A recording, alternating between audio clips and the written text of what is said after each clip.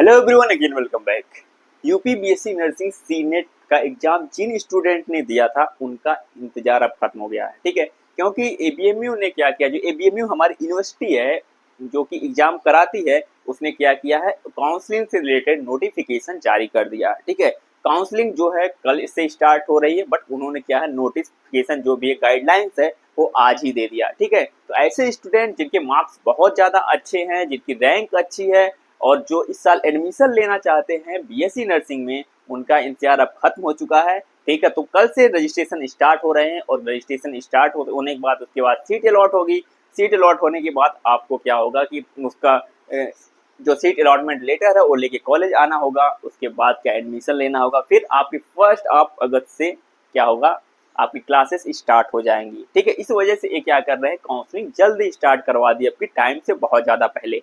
ठीक है, तो अब इंतजार खत्म हो गया। जिनके अच्छे मार्क्स आए हैं, जिनकी अच्छी रैंक है, तो अब तो खुश हो जाओ यार। जिन्होंने क्या हुआ, जिनका नीट में अच्छा नहीं हुआ और कोई और एग्जाम जिन लोगों ने दिया, कोई और कोर्स कर रहे थे, ठीक है, तो कोई बात नहीं। चलिए मैं बता देता हूँ। सबसे पहले बहुत सारे स्टूडेंट क्या होगा कि अगर अभी तक देख लिया होगा, नहीं तो गाइडलाइन को कम्प्लीटली एक बार डाउनलोड करो, पढ़ लो उसको क्या क्या दिया है। बट मैं एक ओवरव्यू दे देता हूँ।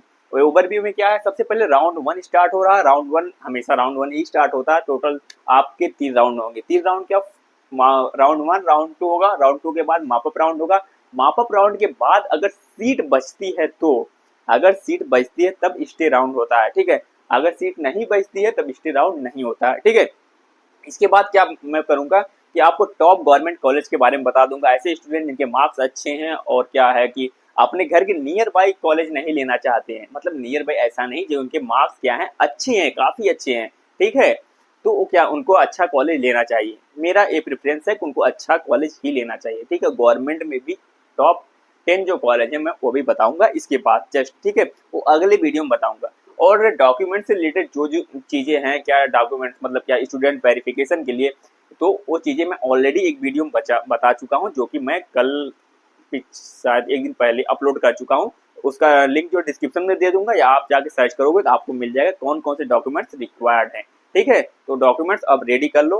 ठीक है, तो चलिए राउंड 1 का देखते हैं। सबसे पहले राउंड 1 जो है वो स्टार्ट हो रहा है, रजिस्ट्रेशन स्टार्ट हो रहा है 2 जून से। ठीक है, 2 जून यानी कल से, मंडे से स्टार्ट हो रहा है। मंडे अच्छा दिन है। ठीक है, आई थिंक मतलब तुम्हारी लाइफ की एक नई जर्नी अगर स्टार्ट हो रही है एक मेडिकल स्टूडेंट के रूप में, तो आई थिंक कल या परसों, मंगलवार है यार, जो भी दिन तुमको अच्छा लगता है, ठीक है, क्या करना, रजिस्ट्रेशन कर लेना अपना। रजिस्ट्रेशन में तुमको फीस स्ट्रक्चर भी ऑलरेडी मैं बता चुका हूँ, वही सेम चीज़ है। रजिस्ट्रेशन की जो फीस है वो 500 है और सिक्योरिटी मनी जो है 5000 है।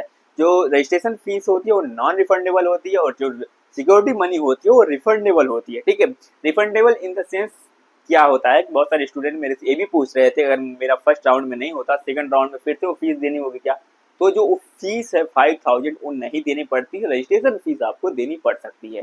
ठीक है, तो उसमें परेशान मत होना। ये जो तुम्हारी सिक्योरिटी मनी है, अगर तुमको कॉलेज नहीं भी मिलता है तो भी रिफंड होगी, अगर कॉलेज मिलता है तो भी रिफंड होगी।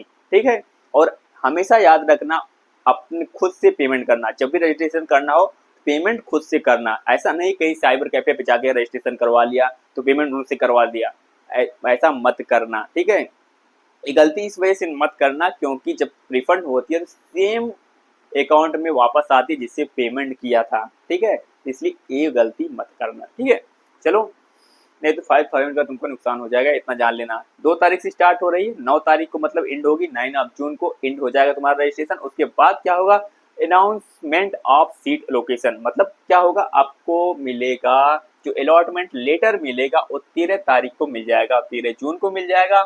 उसके बाद तुरंत आपको फीस पेमेंट करनी होगी 40,000 रुपये। इतना जान लेना, सीट को कंफर्म करने के लिए आपको पेमेंट करनी पड़ेगी और वो जो फीस की रिसिप्ट है वो आपको क्या होना, कॉलेज में लेके आना पड़ेगा। ठीक है, याद रखना। 13 तारीख को क्या होगा, सीट अलॉटमेंट होगा। उसके बाद क्या होगा, acceptance of seat and reporting. जो कॉलेज जो मिला होगा उसमें क्या होगा कि आपको रिपोर्टिंग कब से स्टार्ट हो रही है, आपको 14 जून से, 14 जून से 19 जून तक क्या है, रिपोर्टिंग टाइम है। 19 जून को शाम को 6 बजे तक, यानी कि 14 से लेकर 19 तक है, लगभग 4-5 दिन है आपके पास। ठीक है, इतने में तो कोई भी कहीं भी मतलब यूपी के किसी भी कोने में कॉलेज मिल जाए तो कोई भी जाके करवा सकता है, ऐसा नहीं, इसमें तो कोई लेट नहीं हो सकता। ठीक है, ये तुम्हारा फर्स्ट राउंड हो गया। इसके बाद सेकेंड राउंड क्या होगा कि जिनके मार्क्स या जिनकी रैंक अच्छी है उनको तो फर्स्ट राउंड में कॉलेज मिल जाएगा, और लगभग 48 सीटें फर्स्ट राउंड में भरी जाती है, इतना याद रखना। हर कॉलेज में सेकेंड राउंड के लिए 10 से 12, जिन कॉलेज में क्या है सीट 40 है उसमें 10 सीट या 8 सीट, या फिर जो जिसमें 60 सीटें हैं उसमें 12 सीट, ऐसे करके छोड़ी जाती सेकेंड राउंड के लिए। ठीक है, इसके बाद तुम्हारा सेकेंड राउंड स्टार्ट हो रहा है। ठीक है, सेकेंड राउंड कब से स्टार्ट होगा? स्टार्ट हो रहा वो 23 जून से। ठीक है, 23 जून से स्टार्ट हो रहा सेकेंड राउंड, और एंड होगा रजिस्ट्रेशन वो होगा आपका 30 जून को। और इसके बाद क्या अनाउंसमेंट ऑफ सीट क्या होगी वो 3 जुलाई को होगी, जुलाई। ठीक है, उसके बाद क्या एक्सेप्टेंस ऑफ सीट जो होगी वो 4 जुलाई से लेके 9 जुलाई तक होगी। ठीक है, 4 से 9 तक। इसके बाद क्या है रिपोर्टिंग एंड डेट वही 9 तारीख, मतलब सेकेंड राउंड आपका 9 तारीख को खत्म होगा, 9 जुलाई को। इसके बाद फिर स्टार्ट होगा माप अप राउंड। ठीक है, माप अप राउंड स्टार्ट कब से हो रहा है मैं बता देता हूँ एक बार, बट इन सब चीज़ों के बारे में अभी जानने की ज़्यादा जरूरत नहीं है। माप अप राउंड कब से स्टार्ट हो रहा है, फर्स्ट राउंड होगा, सेकंड राउंड होगा, उसके बाद मैं अपडेट करता रहूँगा आप लोगों को।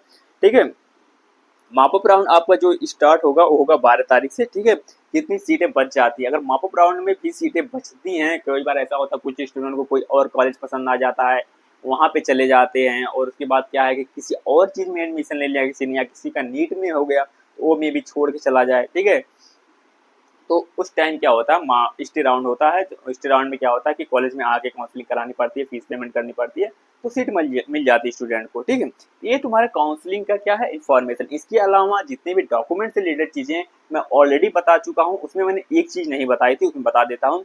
जो ये 40,000 तुम जो फीस पेमेंट करोगे उसकी रिसिप्ट तुमको कॉलेज में लाके जमा करनी पड़ेगी।